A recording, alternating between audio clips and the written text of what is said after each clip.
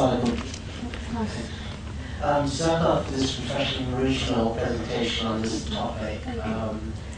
I just wanted to ask, why do you think there's so few non-Uyghur sisters who are active, and visible on the kind of dynasty, who are especially, non-Uyghur? And I mean, just to kind of make a point, looking at the back of the discovery, this event, all three of the Muslim speakers who are invited to events are Uyghurs. There's no sort of evidence, or there are very few sort of non-Uyghur Muslim sisters who people are actively aware of that are well known for the speeches or for their kind of knowledge of Islam. So just your thoughts on that and sort of how we can tackle this, because you can stand the situation in a Muslim country on this prejudice and this cultural issues and stuff, but living in a Western country, you'd expect the situation to be a bit different. You'd expect it to be different, yeah.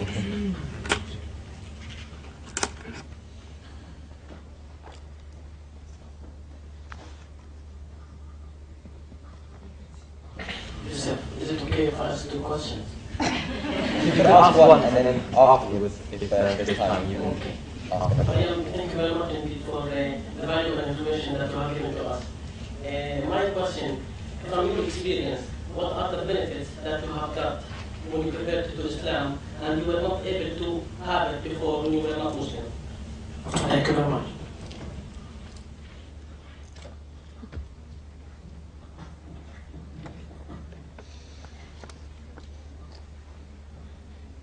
Take 3 at a time, right? Is that okay? Yeah, 3 at a time's good, no more.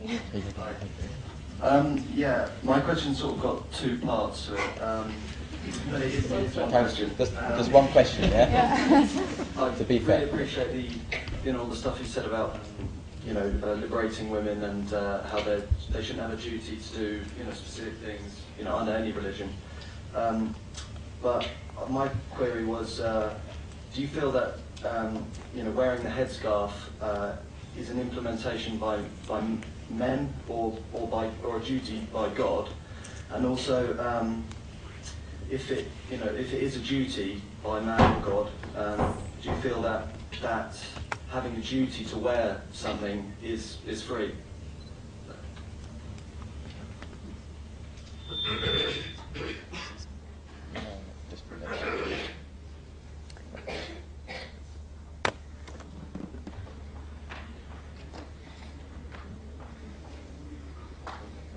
Cool, thank you. The first question was about the lack of sisters, and I suppose specifically non-revert sisters on the scene. In my experience, to be able to be a public speaker, you have to have been given a certain level of self-confidence through the support of your family and your peers. And you need to not conceive of yourself as somehow lacking. And I'm not sure that the way that we educate our young women is very empowering, in the sense that I'm not entirely sure that it always convinces them that they are equal to men and that they have the right, just like men, to come out and talk about Islam and express views and opinions, and that they don't have to be reliant on a man in order to express those views. I would ask, for example, any of you who've got sisters to think about the way or the differences perhaps between how you were raised and your sister was raised. Of course there are exceptions, but I think in a lot of cases a lot of the things that build confidence in young people, including really basic things like sports. Sports achievements in sports and extracurricular activities are a way of building self-esteem, self-confidence, autonomy, and for some reason we often see that a lot of young Muslim women are held back from these activities. And I think that's partly obviously as a revert, I didn't really have that complex, alhamdulillah, and I certainly didn't find that in Islam when I converted, to conceive of it like that. Of course, meeting the community was a different affair, but you know, the text itself, I didn't find that to be true, and I think perhaps that might explain partly. The benefits of being a revert. Well, of course, I remember Sheikh Abdul Hakim Murad actually describing what it's like to convert, and he said it was a little bit like when somebody had described the moon to you, and then suddenly you see it. Like, how could anybody possibly understand what the moon really looks like until they've seen it for themselves? It's kind of like a bright sphere with kind of chunks, you know. When you see it, subhanAllah, the moon, it's amazing, you know. And I suppose realizing that there is a spiritual side to yourself is possibly the most fulfilling thing that you could ever discover about yourself. Realizing that there is a form of nourishment, spiritual nourishment, that you hadn't accessed prior to that. Of course, that's hugely rewarding. And I think, you know, I grew up in a very, I think like a lot of young women, a lot of pressure to compete with men in all spheres, including in the workplace, for example, so that I felt the need to keep up with the achievements of my male peers in terms of job success and that sort of thing. And I do think that, in that sense, a lot of women who perhaps don't have the insight from the Islamic perspective of the reward that you get from choosing to look after a family at any point in time, whether it be for a small amount of time or an extended period, feel very guilty about taking that time out. There's a lot of pressure on women not to take time for family. Certainly I know friends of mine who have had to hide pregnancies from their workmates so that they would get a promotion, because they want to be considered alongside their male peers, but if they're pregnant, this works against them. So, of course, suddenly an aspect of your femininity which you are entitled to, and you shouldn't just be entitled to, you're doing a service to humanity, you're reproducing the human race, you have a right to be recognised for that. And yet, we're penalised for it. Women who take, instead of taking the 6 months, which they should, take 2 years with their first child or second child or whatever, then come back to work and there's a lot of hostility, you've let the team down. I think from the Islamic perspective, the idea that there is huge fulfillment to be found in those roles and it's not something to be demeaned is something very refreshing. On the issue of the headscarf, how did I know this one would come up? The headscarf, is it for men or is it for God? It's obviously for God. You wear it for God. And I definitely reject the idea that the concept of modesty, which the headscarf is only one small part of, I do like to point that out, because people tend to make a whole religion out of the headscarf, when actually the idea is to dress modestly, and then there are certain criteria for that. But the concept of modesty applies both to men and women. It's not an exclusively female affair. And though there may be difference in the manifestation of that modesty, there are equal or exactly the same requirements in terms of how one behaves. So we have to lower our gaze, we have to dress modestly, we have to effectively have a certain level of decorum in our interaction. But I certainly do not wear the headscarf because I think that men can't control themselves, which is a cliche that one hears very regularly. Rather, I think that there is a very natural tendency to focus on the outer rather than on the inner, and that the concept of modesty is a means of blocking that in certain situations. So that is to say, there is a very perfectly natural and healthy outlet for those, for that instinct, if you like, to appreciate the outer. But certainly in the public sphere, that's not what we hope the primary focus would be on. And now, of course, the question that always comes, and presumably would be your second part of your question, would be, well, why do women have to wear the headscarf and men don't? Because a lot of people like to ask that one. And I usually answer that one by saying, I don't know if you've ever read a women's magazine, maybe Vogue or any other. I'm sure you have. Come on, once or twice in the doctor's surgery, yeah? And how many or what percentage of the images in a women's magazine would you suggest were of women? Now, I've actually done statistical analysis of this, so I can tell you that it happens to be over 95%, sometimes far more than that. Women like looking at women. Now, what percentage of men do you think there are in men's magazines? Yeah? Statistically irrelevant is the answer. Less than 1%. Yeah? So the clever people who make an awful lot of money out of exploiting what seems to be a natural tendency for both men and women to prefer looking at women seem to understand something which a lot of other people don't seem to want to understand or pretend they don't understand, which is that women are beautiful, and this can become a slightly obsessive focus on beauty if our entire society premises female success on living up to that ideal. And so, as women, we can say, actually, we choose to limit that aspect by dressing modestly, and of course the headscarf is just one aspect of that. You know, you can of course be modest without a headscarf, not saying you can't. This is just, if you like, it's the cherry on the cake. You still have a cake if you don't have a cherry, but you don't have a cake if you just have a cherry. Yeah? Think about it. Sorry.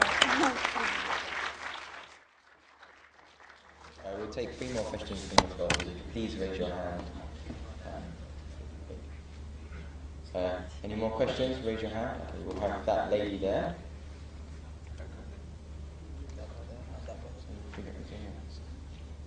That guy there, and that guy there.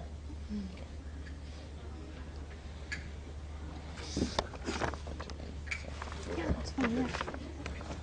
That's my favourite part. Alhamdulillah, I'm still done. Thank you so much.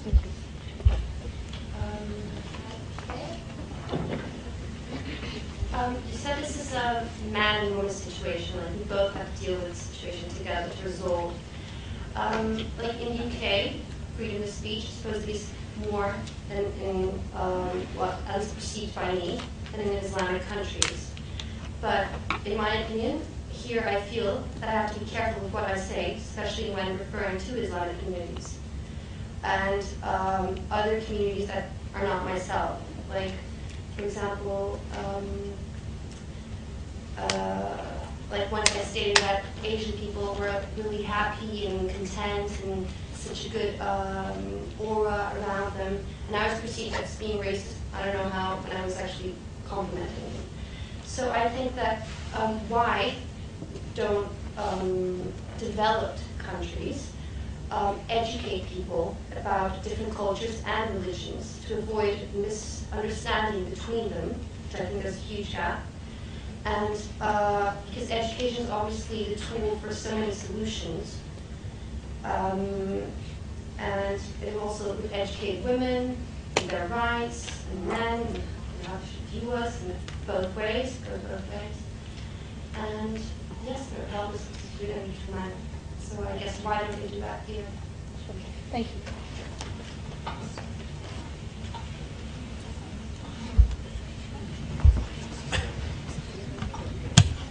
Jazakallah, sister, for the enlightening talk. Today, in most of the anti-Muslim websites or propagandists cite this reason for women oppression. They say that in Islam, 2 women witnesses are equal to 1 woman witness. Could you just enlighten on this? Yes, sir. Yeah.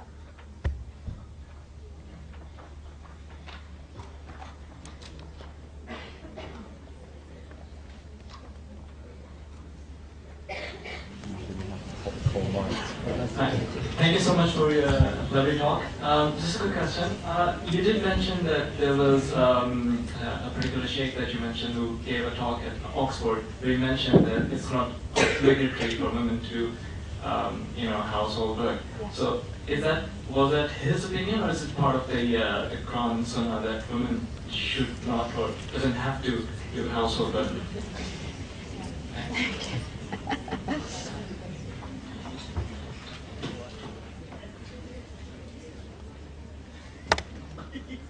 not a surprise to me that it's a man asking me whether or not it's in the Quran that women have to cook and clean for them. Yes, no, of course. I'll take those in order. Islamic countries, freedom of speech, education, whoa, a whole load of things there. I think one of the terms that started to come about that people have stopped referring, if you like, to the notion of Islamic countries and preferred the term Muslim majority countries. The reason that is because we don't actually know how Islamic those countries are, and so the actions or the behaviour of particular peoples in those countries can't necessarily be said to reflect what Islam says about any particular given issue. So, for example, on the issue of freedom of speech, I think it is absolutely impossible to understand the reaction of people in Muslim majority countries to things like the Danish cartoons without understanding history, which is to say the Europe historically and America recently have been seen as colonial imperialist powers, have been colonial and still are imperialist powers, which have imposed their will, be it territorial expansion or cultural expansion, on developing countries, which many or most Muslim majority countries are. And for that reason, the power imbalance means that I think, for very understandable reasons, Muslims are very sensitive to the way that the West deals with them. There's a big history there. There's a lot of, there's a lot predating the Danish cartoons. They didn't come in a vacuum, yeah? And so the other thing about freedom of speech is that the basic rules, I suppose, of politeness that usually occur in, I think, interactions with different communities have been abused when it comes to the Muslim community, which is to say that, of course, the paper has the right to publish those cartoons, but why would you want to offend, 1 in 4 of the world's population? I mean, why? Because this is, of course, attacking Prophet Muhammad, peace be upon him, is attacking the central figure of, one of the main faiths in the world. And I think that's where the issue comes into it. I remember, is it Omid Jalili? Anybody know? Omid Jalili, the comedian? Yeah. Who said that he doesn't ever attack. He attacks religion. He attacks religious people in his comedy sketches, but he never attacks religious figures because he says they're so close to people's hearts that it just becomes offensive. And I suppose that's it. If you are already feeling victimized and then people then offend you, your offense becomes magnified by what's preceded it. I usually say it's a little bit like, the woman who's been beaten for years and who one day, the man kind of gives her a little slap and she turns around and stabs him. It wasn't the slap, that made her stab him. There's a lot going on before that, and any court of law would take that into account, but obviously not many people know much about the antecedents to things like the Danish cartoon. They just see kind of crazed Muslims burning figurines or whatever it is that they do. It's also good to point out that the Prophet, peace be upon him, suffered huge abuse during his lifetime and didn't respond in any way comparable to that. We have, for example, a story of a woman who used to take it upon herself to she would collect her garbage and keep it until she would see the Prophet passing underneath her window and pour it on him every time he passed. That was her favourite pastime. And of course, one day he walked by and she failed to pour the garbage. And he actually went to inquire about her and said, "Oh, she didn't pour the garbage on me today. I was just wondering if she was okay." That's how the Prophet did it. We go and burn flags. So, the behaviour is not quite consistent with the example that we are supposed to follow. You asked about education. I mean, I completely agree with you on education. I think it's a travesty that we don't teach in our school, in mainstream schools, about different religions and different philosophies. In fact, I think philosophy is a very important gateway into understanding theology, and I think it's a big gap. And if you want to campaign for some religious education in mainstream education, I'm with you. I think it would be a very important contribution to broadening people's horizons and effectively helping them to understand both their own rights and how other people conceive of their worldviews. Witnesses and financial transactions. Well, the Quran actually doesn't say that you need 2 female witnesses for all transactions or all procedures, because of course we know that in the case of divorce, the woman is exactly, she is a witness and the man's a witness, and that's it. The verse we're talking about actually refers specifically to financial transactions, if you like, transactions in the marketplace, which women weren't really very involved in. You've got to remember, at the time of Islam, not many people were literate, and not many women were literate, and very few women were engaged in those types of transactions. So what the verse actually says is, it starts off by saying, get a scribe, because these are such important transactions. They would be devised on one day and payment could occur years later. You couldn't afford to have a mix-up on these things. You'd have tribal war over this stuff. So it was very important to get that right. So the beginning of it talks about scribes, the need to make sure these things are written down. And then it talks about the need for witnesses, and it says, if you fear forgetfulness, then bring 2 women. And what that's called is an illah in the text. There is a condition placed on the verse. That is, if you fear that they will be forgetful, then bring 2. But if you don't, because she's the head of HSBC, and Allah knows best. There's a huge debate on these issues within the Muslim community. I'm giving you one opinion here. There are many more, and I'm sure lots of people will come and discuss them with me after the talk. But of course, that's the truth about a lot of issues in Islam, is that we are discussing them. They're in movement. What you hear in the way people interpret it in Morocco differs from the way they understand it in Indonesia. So there's, a huge variety, despite what people like to think. So that would be my answer to that. Household work. Oh, Sheikh Akram. Well, I suppose the best thing to do, and what I think you really ought to do, is contact Sheikh Akram on this one. But of course, him being a scholar, his references are the Quran and Sunnah. He is traditionally trained. He's a member of the Oxford Centre for Islamic Studies, so he's a very well-respected scholar. But of course, he is building on the Hanafi madhab, so he's using precedents within that school of thought to express that.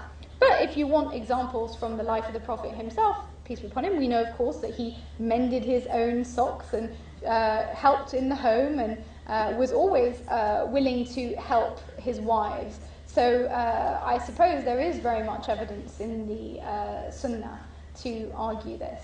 And it's not just in the Hanafi madhab, actually. In the Maliki madhab, for example, it's considered wajib for the man to provide a domestic help to the wife if she comes from, particularly if she comes from like a middle-class background in which she didn't have those responsibilities in her own home.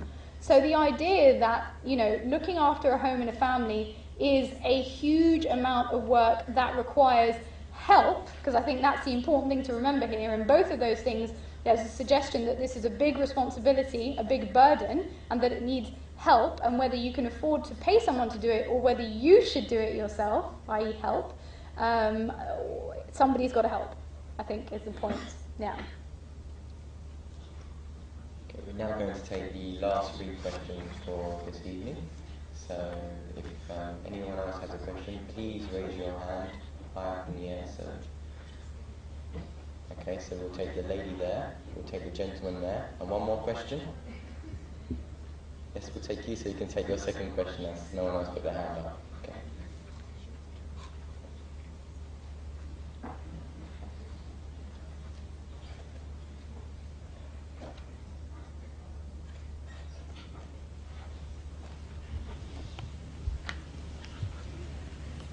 It's just the little question was in my mind is you said little mention for the honor killing. So I just want to ask, I was watching the television last week, so it was a news from Pakistan. It's like some areas they are doing the honor killing. So what was the woman, she just killed by an honor because somebody has killed her, the other person whose name was Ahmad, and instead of him, the other lady was killed by her. So I don't know, is in Quran, what did you say, like honor killing is a right? Is there is a law that we have to kill somebody, like if somebody killed his family member?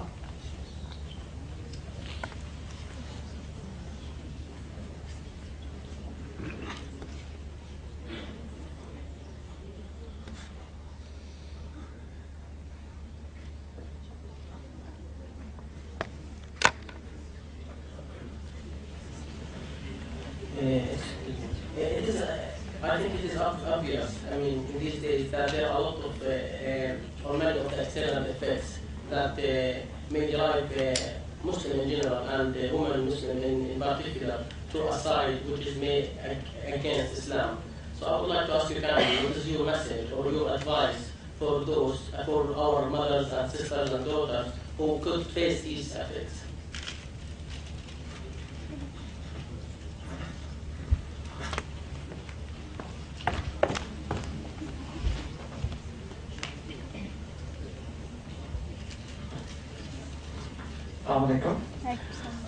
I can pretty much relate my question to the question that my sister has just asked, that our behaviors, mostly are seen in underdeveloped countries, that culture pretty much overshadows the true teachings of Islam, which amplifies the misconceptions.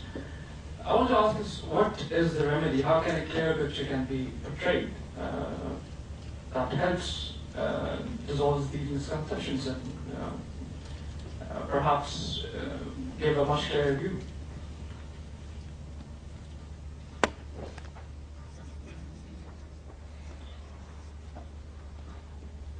Thank you. Sister, so I think henceforth we shall refer to them as dishonourable killings, because there is nothing honourable about honour killings. The first thing that I have to point out is that Muslims are bound by the laws of the country in which they find themselves through the contract of citizenship. So if the law of your country, that's what you should be referring to in any incidents that occur, whether that's in Pakistan or in England. And it should never be what this is essentially rogue justice. Send your cousin out to do a hatchet job. That's what it really is. And that is not just unjust, it's completely contrary to the teachings of Islam. And the people who are engaged in that need to fear Allah, because I would not want to have to answer on Judgment Day for their actions. I would say that, of course, we do know that there are a number of punishments stipulated in the Quran, and one of them, very few in fact, but one of them is for murder. So purely from a Cerrah, if you like, perspective, the right of the victim is for the perpetrator. They have the right to ask for the death penalty for the perpetrator of the killing. Yeah, not his cousin or his wife or his sister, but for the perpetrator. Okay, they have the right. But of course, in all of the Quranic verses that refer to punishments, it says you have that right, but it would be better if you forgave.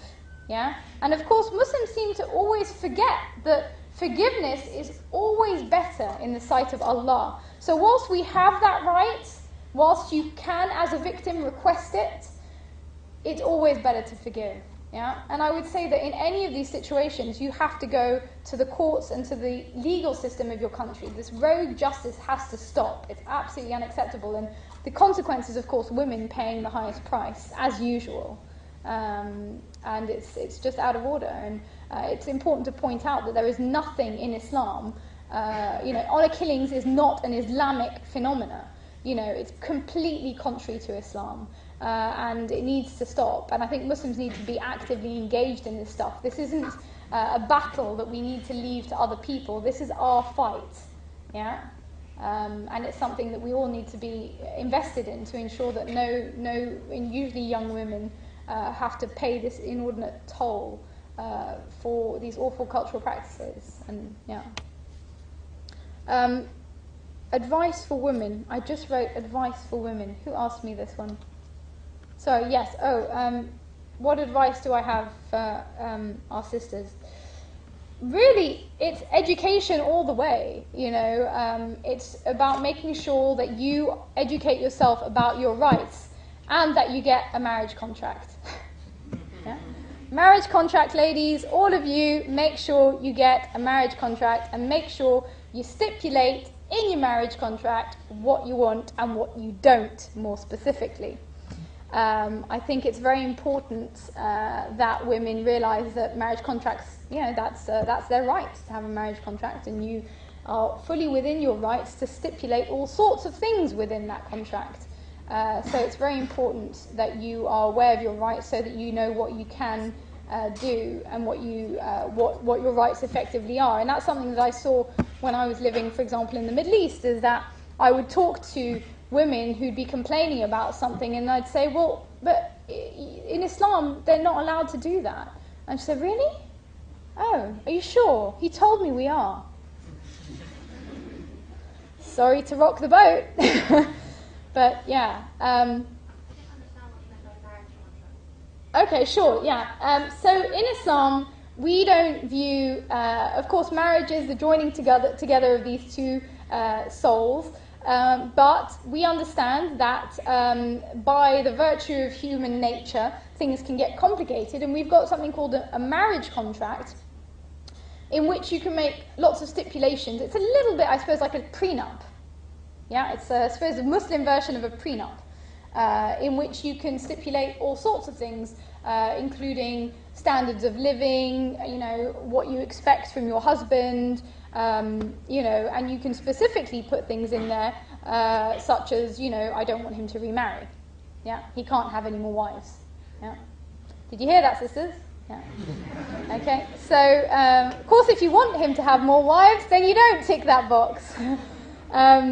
Yeah, so I'll come back to you if that's like. Oh, it's about this one, is it? Okay, go for it.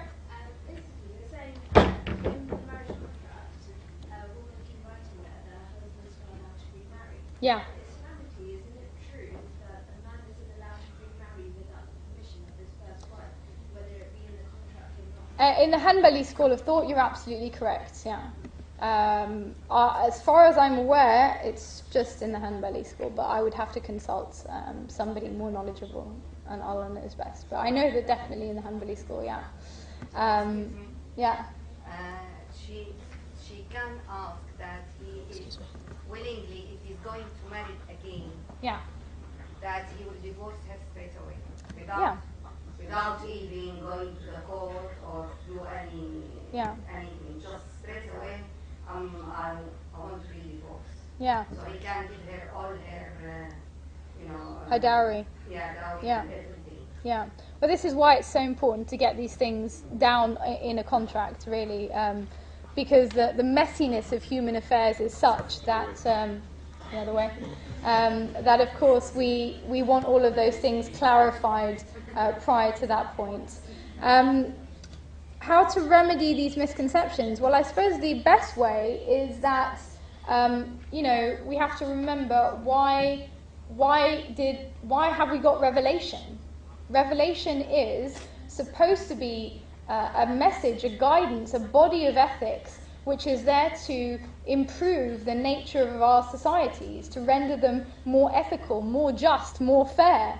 Yeah? And if our societies don't live up to those ethical ideals, then the best way to remedy any misconceptions is to start implementing the ethical ideals of the faith in not only our personal life, but of course in the world around us. So I mean, I always say it all starts at home, really. You start by being the best husband you can be, and the best father you can be, and then the best member of your family, the best member of your community. And it should really move from there on out. But ideally, it's about bringing our behaviour in line with our ethics. At the moment, we have this discourse about Islam, and it's so great, and it says all this stuff, and our behaviour is all the way over there and completely disconnected from it. And Islam is not a badge of honour. It's, you know, it's something which is supposed to be manifest in our actions. You know, I think it's sad that we've almost relegated it to decorative signs on our walls, or, you know, the Quran hanging from our car, you know, what is it, mirror. You know, it's almost become ornamental. And I remember one sheikh saying once, some people make religion into fun and fun into a religion. And unfortunately, we as Muslims haven't escaped that. You know, it's like religion should be taken seriously. It's a form of guidance, supposed to be something which helps us to become better human beings and create a more balanced, harmonious world. If the world isn't in that state, then we've got a lot of work to do. Effectively, we have a lot of work to do. Yeah, inshallah.